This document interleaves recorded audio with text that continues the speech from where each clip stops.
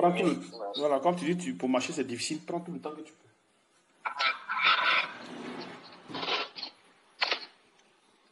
Ah.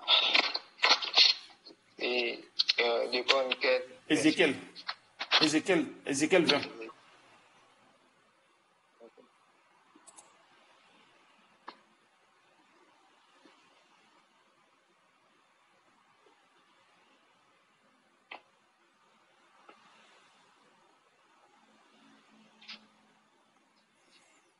Pas de verset 1.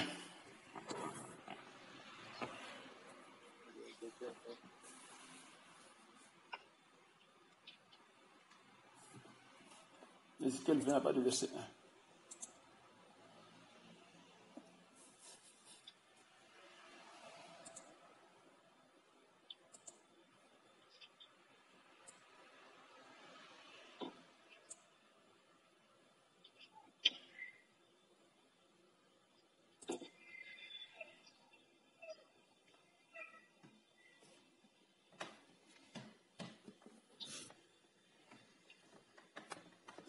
Ézéchiel, combien? 20. Ézéchiel 20. Pas de verset 1.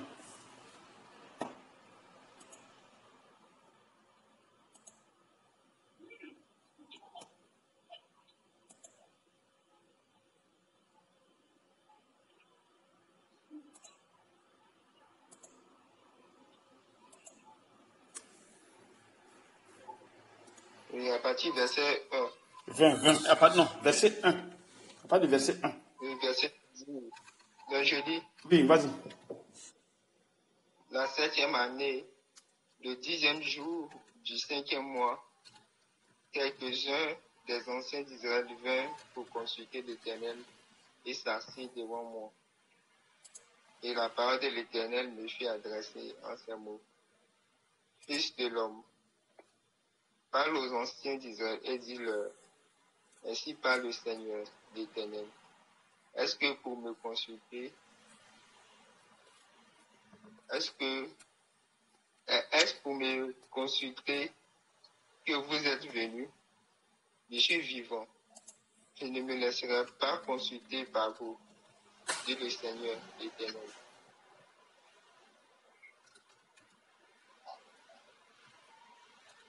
Verset 4. Verset 4. Veux-tu les juger? Veux-tu les juger?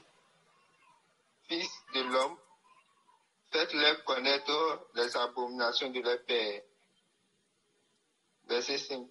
Tu leur diras, ainsi parle le Seigneur de l'Éternel. Le jour où j'ai choisi Israël, j'ai levé ma main vers la postérité de la maison de Jacob. Et je me suis fait connaître par eux dans le pays d'Égypte. J'ai levé ma main vers eux en disant, je suis l'Éternel, notre Dieu. En ce jour-là, j'ai levé ma main vers eux pour les faire passer du pays d'Égypte dans un pays que j'avais cherché pour eux. Pays où coule le lait et le miel, le plus beau des pays, le plus beau de tous les pays. Verset 7. Je leur dis, rejetez chacun des abominations qui attirent les regards, et ne vous souvenez pas par les idoles de l'Égypte. Je suis l'Éternel, votre Dieu. Je continue. Ouais, vas-y, jusqu'à ce que je te dise arrête. Faut saisir ce qui est dit là-bas. Hein. Verset 8. Et ils se révoltèrent contre moi.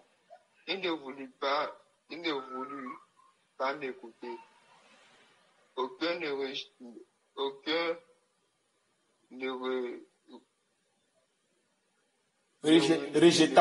rejeta les abominations qui attiraient ses regards. Ils abandonnaient point les idoles de l'Égypte. J'ai la pensée de reprendre ma fureur sur eux, d'épuiser contre eux ma colère au milieu du pays d'Égypte. Verset 9. Néanmoins, j'ai agi par égard pour mon nom, afin qu'il ne soit pas profanés aux yeux des nations parmi lesquelles ils se trouvaient, aux yeux desquels je m'étais fait connaître à eux pour les faire sortir du pays d'Égypte. Verset 10. Et je les ai fait sortir du pays d'Égypte, et je les ai conduits dans le désert. Verset 11. Je leur donnerai mes lois et les fit connaître les ordonnances que l'homme doit mettre en pratique afin de vivre par elles. Verset 12. Je leur donnerai aussi les sabbats comme un signe. Il a dit quoi? Il dit que pour que l'homme vive selon elle. C'est ce qu'il a dit. Il faut répéter la partie là. Oui, oui. Je leur ai donné mes lois et fit connaître mes ordonnances. Si. L'homme doit mettre en pratique afin de vivre par elle. Afin de vivre par elle. C'est ce qu'il est en train de dire là. Il dit afin de vivre par elle. Donc il a donné les lois là afin qu'il ne vive pas ses lois. C'est ça, non? Oui, c'est ça. Voilà. Vas-y. Verset 12. Je leur donné aussi mes sabbats comme un signe entre moi et eux, pour qu'ils connaissent que je suis l'Éternel, qui les sanctifie. Et la maison d'Israël se révolta contre moi dans le désert. Ils ne suivirent point mes lois et ils rejetaient mes ordonnances, que l'homme doit mettre en pratique afin de vivre par elle. Ils profanaient à l'excès mes sabbats. J'eus la pensée de répondre et ma fureur dans le désert pour les anéantir. Néanmoins, j'ai agi par verset 14. Oui, néanmoins, j'ai agi par égard pour mon nom, afin qu'il ne soit pas profané aux yeux des nations, en présence desquelles je les avais fait sortir de l'Égypte. Verset 15. Dans le désert, je levai ma main vers eux pour ne pas les conduire dans le pays que je les avais destiné. Il faut reprendre. Pays où coule le lait. Il faut reprendre encore la partie. C'est quel verset? Verset 15. Dans le désert. Verset 15. Dans le désert. Je levai ma main vers eux pour ne pas les conduire dans le pays que je les avais destiné. Donc, il les a. Mais tu comprends là. Dans le désert, je levai ma main vers eux pour ne pas les conduire dans le pays que je leur avais destiné. Donc, ça veut dire que c'est lui qui conduit dans comment dirais-je, à la perfection là. Dans le désert, comment dirais-je, pas dans le désert, mais dans le coin parfait. C'est lui qui conduit les gens là-bas. Mais lui, il n'a pas voulu que ça soit comme ça. Vas-y. Verset 16. Et cela parce qu'il rejetait mes ordonnances. C'est ça, non? Et ne suivait point mes lois. Et parce qu'il profanait mes sabbats, car leur cœur ne s'éloignant pas de leurs idoles. C'est ça, non? Moi, je vais répondre le verset 15. Ok, vas-y. Dans le désert, je levai ma main vers eux pour ne pas les conduire dans le pays que je les avais destinés. Voilà. Pays où coule le miel. Le plus beau de tous les pays. Verset 16. Donc, c'est-à-dire qu'il attendait le bien en eux pour qu'ils puissent les conduire. C'est pas ça? Oui, oui. Ok, vas-y. Et cela parce qu'ils rejetaient mes ordonnances et ne suivaient pas mes lois, et parce qu'ils profanaient mes sabbats, car leur cœur n'éloigna pas de leurs idoles. Vas-y. Verset 17. Mais j'eus pour eux un regard de pitié. Oui. Et je ne les exus pas. Je les exterminerai pas dans le désert. Voilà. Je dis à leurs fils dans le désert, ne suivez pas les préceptes de vos pères, n'observaient pas leurs coutumes et ne suivaient pas leurs idoles. Il dit quoi? Je dis à leurs fils dans le désert, ne suivez pas les préceptes de vos pères. N'observez pas leurs coutumes et ne vous souillez pas par leurs idoles. C'est ce qu'il est en train de dire. Ça, c'est son désir, ça. Son désir, c'est que les enfants là ne fassent pas comme leur père. Quand nous voyons dans la révélation, c'est-à-dire que la nouvelle personne qui va se manifester après le désert ne doit pas marcher dans la volonté de la chair, mais de l'esprit. Tu comprends un peu, non?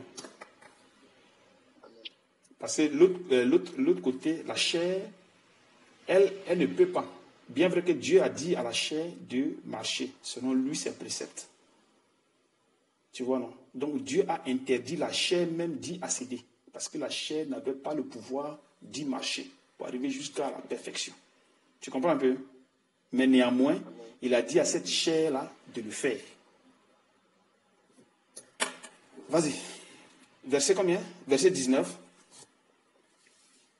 Je suis l'Éternel, votre Dieu. Suivez mes préceptes, observez les ordonnances et mettez-les en pratique.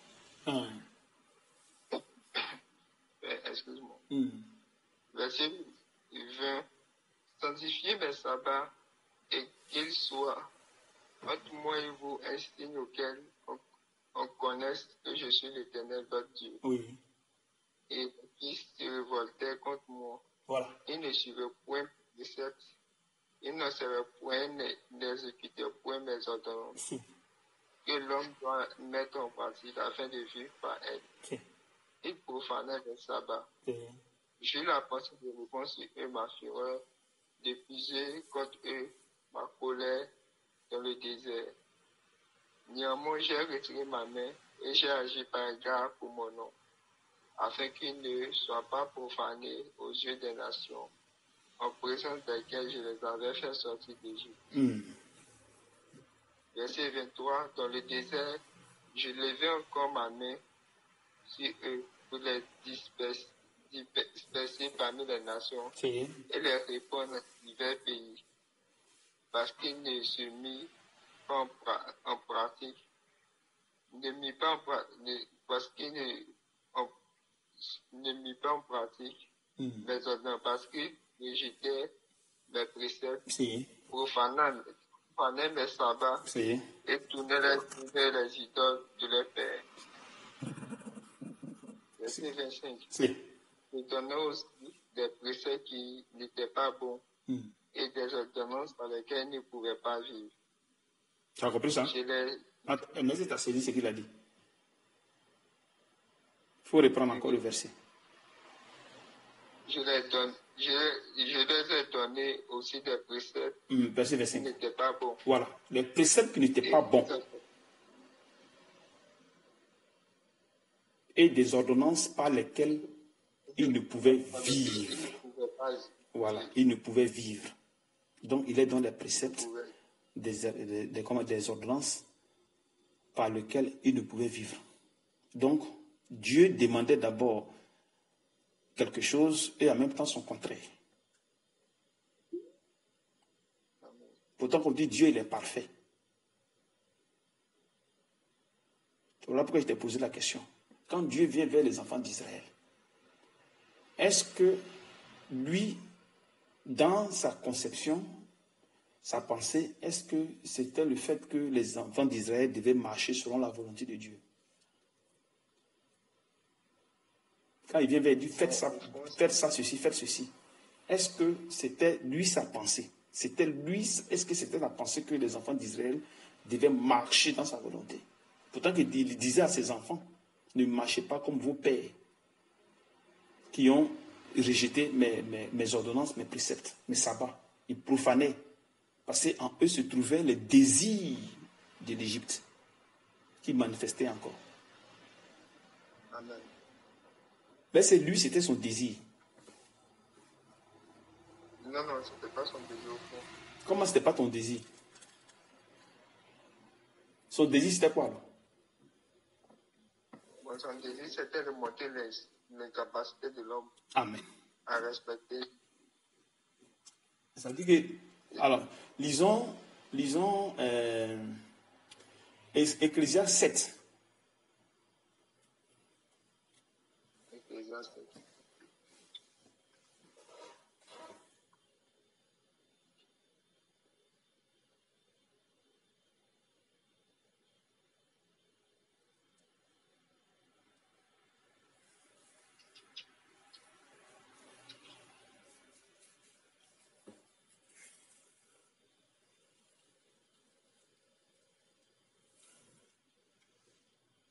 Ecclésiaste 7, Verset 20. verset 20.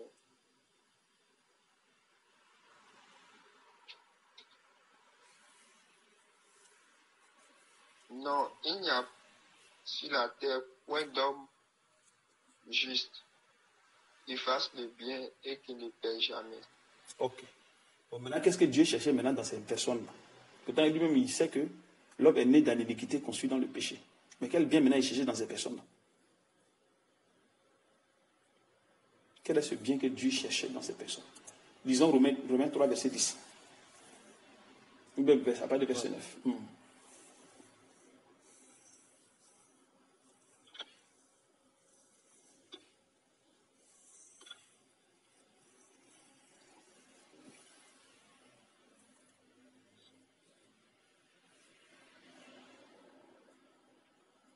Romains 3, verset 9.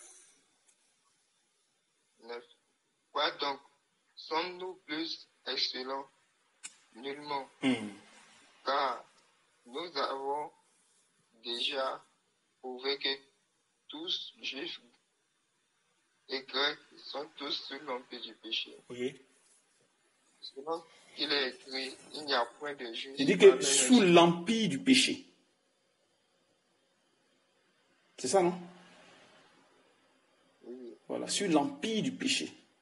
Tout le monde est sous l'empire du péché. Et sous l'empire du péché-là, Dieu demande à ce que l'être humain soit parfait.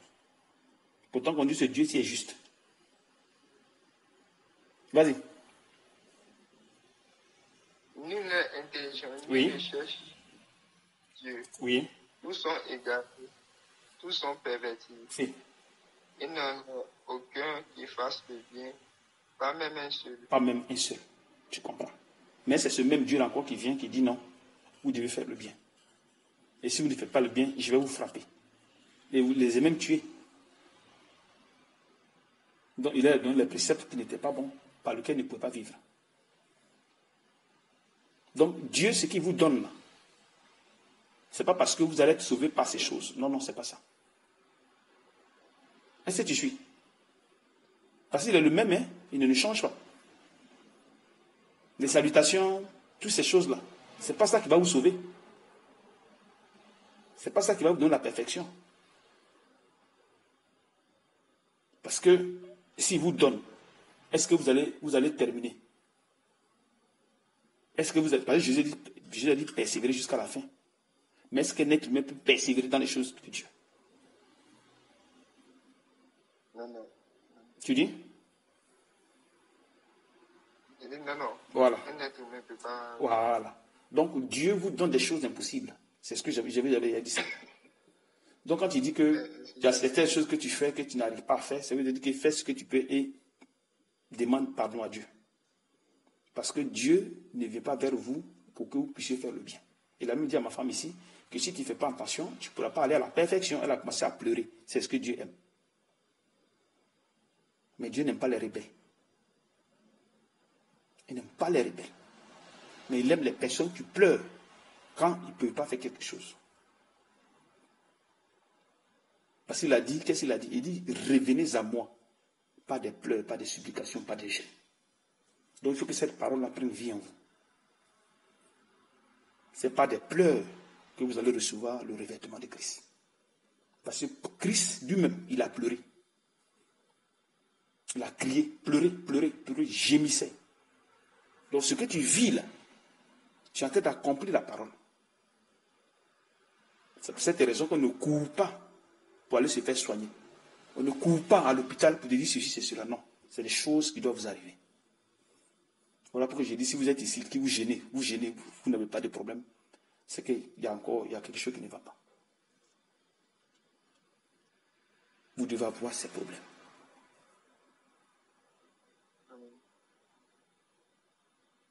Vous devez avoir ces problèmes jusqu'à ce que lui-même vienne vous retirer de là. Ça veut dire que, je gêne bien, je fais ceci bien, je fais ceci bien, je fais ceci bien. Mais d'arriver à un moment, tu n'en pourras plus. Parce qu'il reste toujours sauveur. Ce n'est pas vous que vous sauvez, c'est lui qui vous sauve.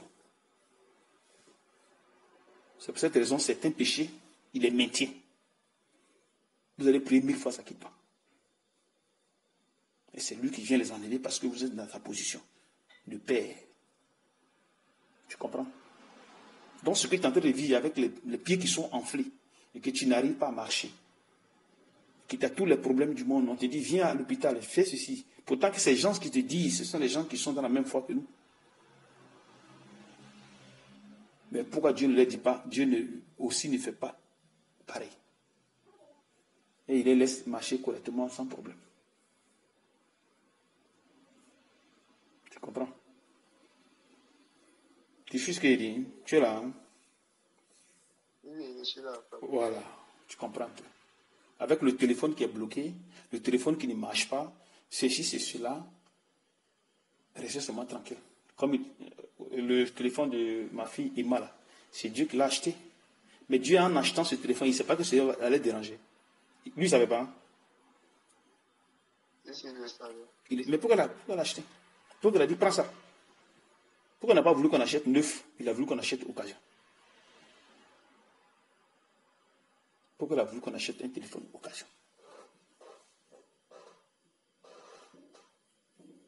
Parce qu'avec le téléphone occasion, on ne peut rien faire.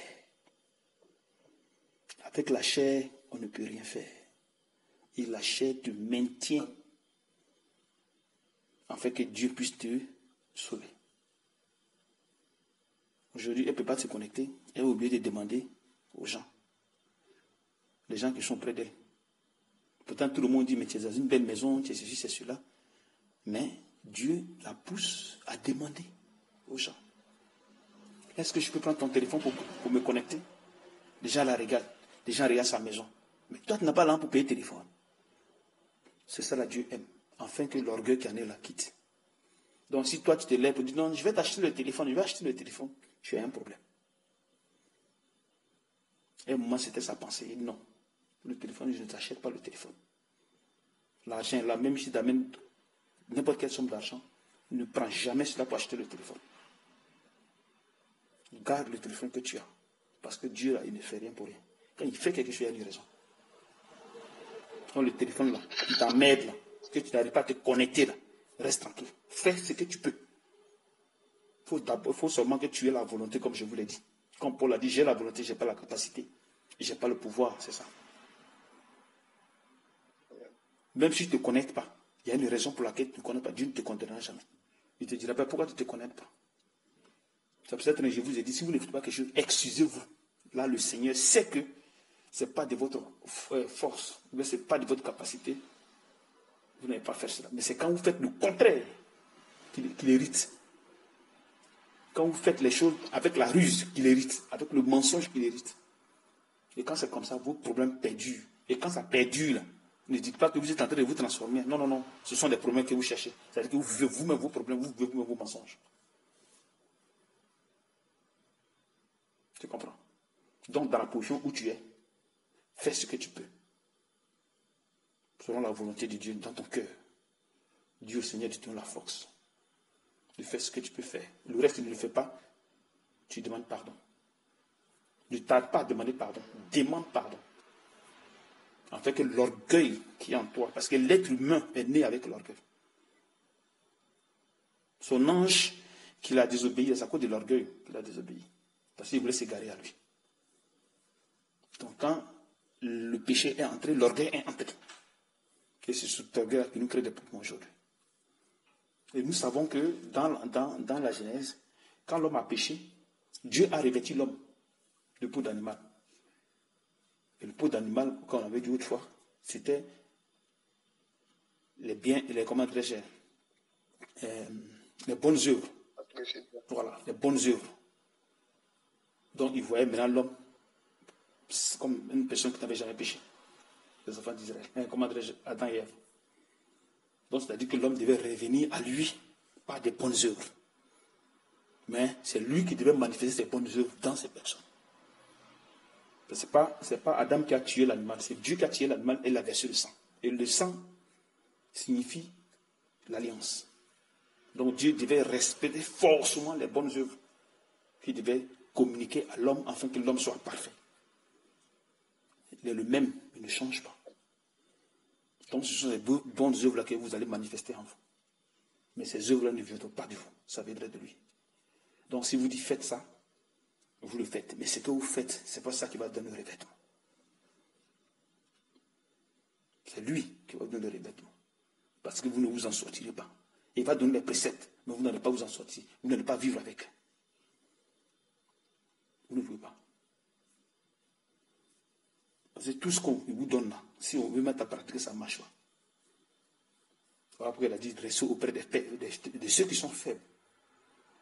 Et avancez. Ceux qui tiennent encore, avancez avec eux. Donc ne reste pas dans le tourment. Avance. Tout ce qu'on va te faire, accepte. Ça fait partie de ta transformation. Ça va t'aider à ce que les choses qui sont en toi, qui sont cachées à toi, soient manifestes et quittent en toi. Afin que tu reçoives le fruit de l'esprit. La sagesse, l'humilité, la patience, l'amour, la douceur. Parce que c'est ça là qui va vous amener à marcher correctement, à donner aux autres la vie de Dieu qui est au ciel. Celle qui est au ciel, là, vous allez transmettre ça aux gens. Vous n'allez pas seulement guérir les gens, vous n'allez pas donner seulement des paroles de connaissance à ces gens, mais la vie de Dieu que vous allez transmettre.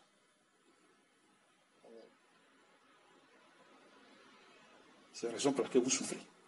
Christ a souffert et quand il est sorti parfait, sans tache. Avant qu'il ne rejoigne la terre, le ciel. Donc que personne ne se lève à vouloir chercher les médicaments, à vouloir faire ceci, à vouloir faire cela. Avancez. Parce que si vous cherchez les médicaments, c'est comme si vous retournez encore en arrière. Parce que forcément, vous devez passer par là. Ça, c'est obligatoire. Donc, courage à toi. Tu comprends? Voilà.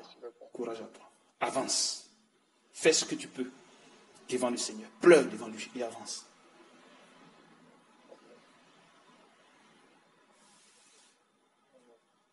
C'est dans les pleurs qu'il se glorifie. Mais si vous ne pleurez pas, comment il peut se glorifier? Comment il fait? Parce que l'orgueil est là. L'orgueil vous amène à faire les choses comme il se doit. Mais ce n'est pas ce que lui veut. Les enfants d'Israël, il n'a jamais voulu que les enfants d'Israël fassent le bien. Il n'a jamais voulu ça. Jamais. Parce que si l'enfant d'Israël fait ce qui est bien, c'est que Jésus ne serait pas là aujourd'hui. Mais pourquoi maintenant il amène Jésus? Parce que ce qu'il avait donné n'était pas parfait pour l'homme. Pas que sa loi n'était pas parfaite, mais pour l'homme, ce n'était pas parfait. Donc, il fallait que Jésus maintenant vienne maintenant pour montrer maintenant son côté bon qui est sauveur. Donc Dieu avait gardé son côté bon là pour montrer à l'homme que toi, tu ne peux pas me suivre. Pas toi-même, tu ne peux pas. C'est moi qui vais venir t'aider. Mais il faut que tu prouves que tu ne peux pas toi-même.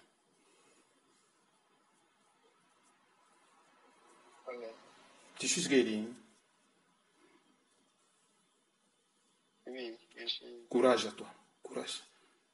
Et avance. Voilà. Avancez. Suivez les enseignements. Fais ce que tu as fait. Ne dis pas que je ne peux pas le faire. Jamais. Ne dis jamais ça. Quel que soit le problème que tu vas avoir. Ne dis jamais que je ne peux pas le faire. Fais ce que tu peux. Et avance avec lui. Parce que c'est là qu'il vous attend. C'est dans l'incapacité qu'il vous attend. Parce que c'est dans l'incapacité qu'il aide l'homme. Il n'aide jamais l'homme. Du fait qu'il soit correct. Non. Non. Il dit, vous qui êtes fatigués et chargés, venez à moi, je vous donnerai du repos. C'est lui qui donne le repos. On ne se donne pas de repos soi-même. C'est pour cette raison, le monsieur qui était venu ici, il me faisait comprendre que l'homme peut marcher selon Abraham. C'est-à-dire qu'en disant que je peux marcher selon comme Abraham, rejette déjà l'esprit de Christ.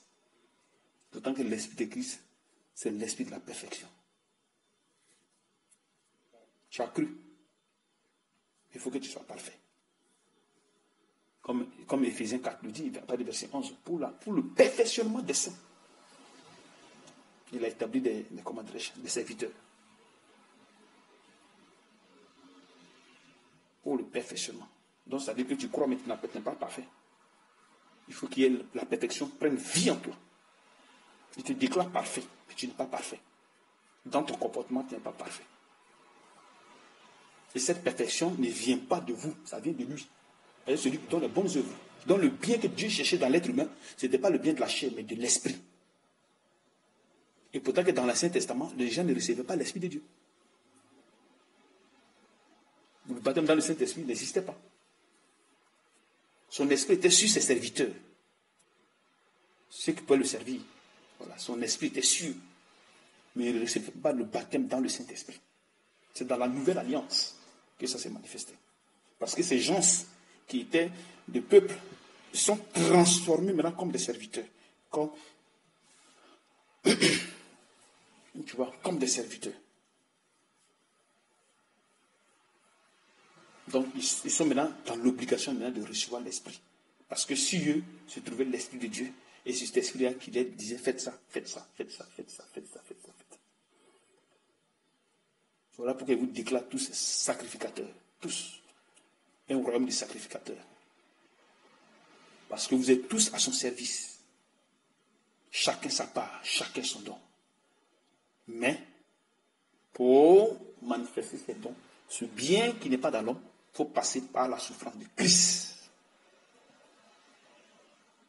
Christ ne pouvait plus rien faire avec les esprits. Les esprits le dominaient, l'ont dominé. Donc il avait perdu son côté spirituel et physique. C'est-à-dire qu'il était mort spirituellement et mort physiquement. Vous comprenez? Donc courage. Avance et demande toujours la clémence de Dieu. Dans tes pleurs, demande. Parce que même si tu ne veux pas pleurer, il va t'amener à pleurer. Parce que ça va te faire mal. Tu marchais tout à l'heure, tu gémissais, je pense bien. C'est ça, hein? Tu dis, hein? Oui, exactement, ça fait très mal. Voilà. Maintenant, ton père dit quoi quand il voit ça?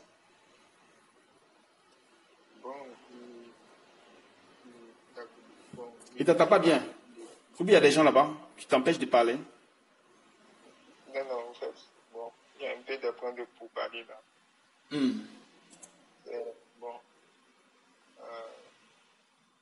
Bon, il voit ça. Mais la dernière fois là, il me dit que il y a une soeur qui dit qu'elle va préparer du bissap pour moi. Au moins, ça c'est naturel. Voilà, comme ça va m'aider. Comme je n'ai pas le sang. Donc, je peux d'accepter ça. Sinon, bon, il voit ma souffrance, tout cela.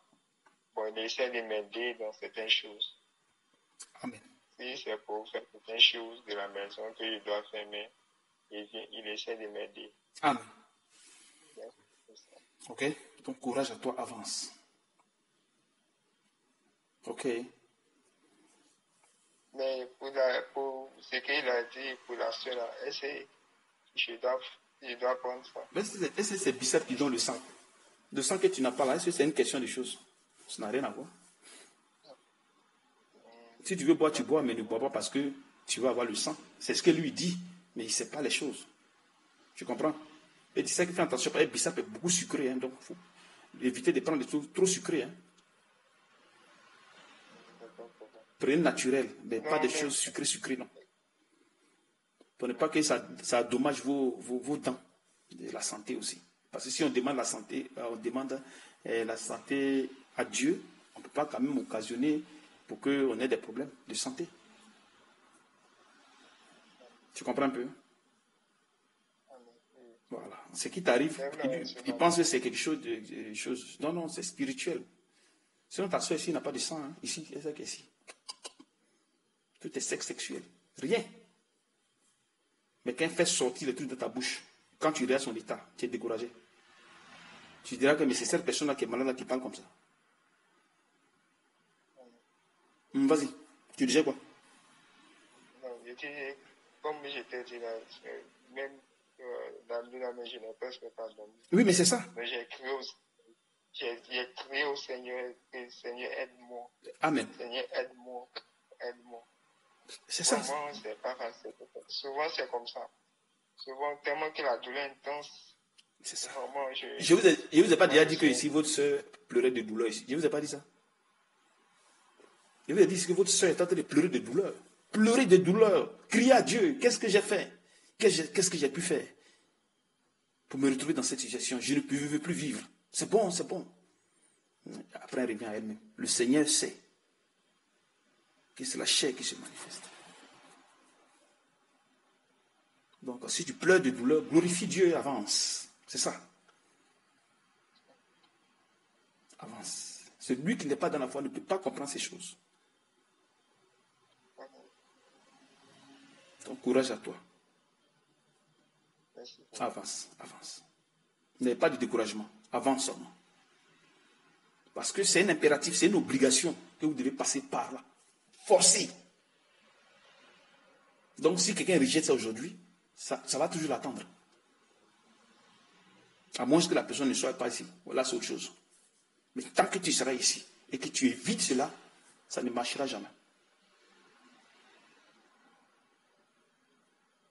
Ça ne marchera jamais. C'est pour cette raison que j'ai essayé de retirer les nouvelles personnes auprès de, comment dirais-je, parmi vous, pour les mettre dans un autre groupe, parce que ça ne sera pas facile pour eux. Je vais commencer avec eux comme j'ai commencé avec vous là, doucement, doucement, doucement, doucement. Quand vous allez voir que j'ai retiré certaines personnes, c'est ça. Donc, courage à toi et que le Seigneur vraiment te fortifie et avance. Ok? D'accord. Avance, D'accord. avance. Tu as quelque chose à dire? Bon, il n'est pas grand chose. Tu n'as pas trop grande chose à dire. Seulement que, seulement je voudrais te remercier vraiment de ce que tu m'as fortifié ce matin. Amen. Amen.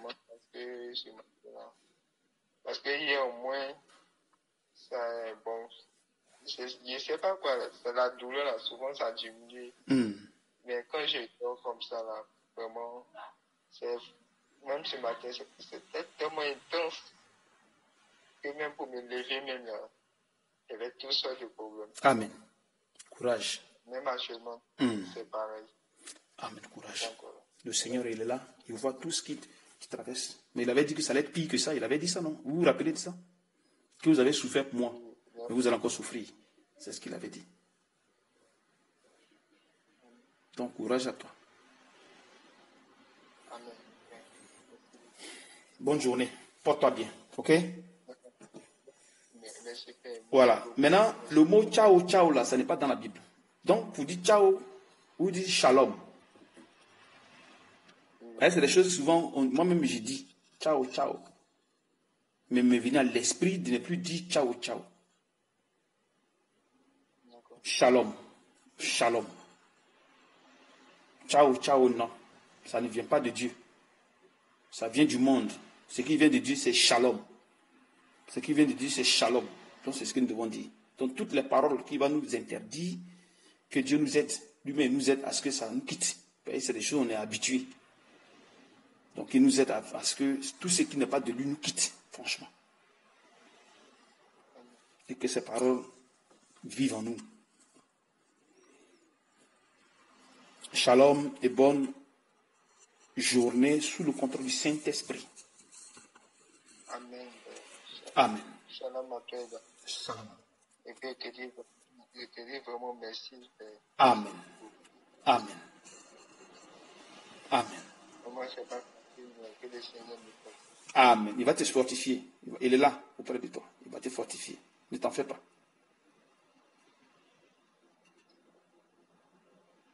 Ciao. Amen. Shalom. Il dit encore ciao. Tu vois que vraiment c'est difficile, mais ça va aller, que Dieu nous aide. Shalom.